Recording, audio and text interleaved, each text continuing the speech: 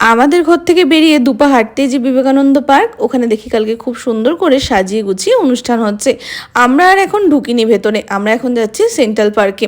তো সবাই মিলে সেন্ট্রাল পার্কে গিয়ে ওখানে প্রচণ্ড কড়া চেকিং হচ্ছিল। তো যাই হোক, ভিডিও শেষে বলছি কী কী হয়েছে না হয়েছে। মেনলি বেস্ট যে ব্যাপারটা ছিল সেটা হচ্ছে আমাদের ডিয়ালটা। ডিয়ালটা ছিল টাইটেল স্পন্সর, মানে সব জায়গাতে ডিয়ালটার নামটা দেখে এত ভালো লাগছিল কি বলবো।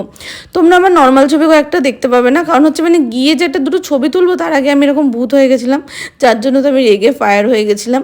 তার উপর ওদের কমপ্লিমেন্টারি দেওয়ার কথা ছিল, আবির। আমাদেরকে তো আবির নিয়ে ঢুকতে দেয়নি। তারপর হচ্ছে কি ওরাও কোনো আবির দেয়নি। প্রোগ্রাম খারাপ হয়েছে বলবো না, প্রচুর নর্মাল প্রোগ্রাম ছিল।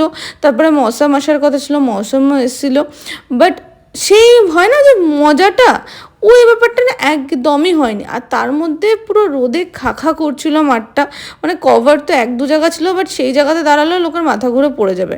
আমরা তো এই গরমের মধ্যে একটু আখের রস খেলাম। তারপরে দুই একটা নাচের গান করেছিল মৌসুম, মানে কিছু সেগুলোতে নাচ পেলেও নাচতে হচ্ছে, না পেলেও নাচতে হচ্ছিল। তো মানে বলতে পারো 100 টাকাটা লিটারালি জলে গেছে।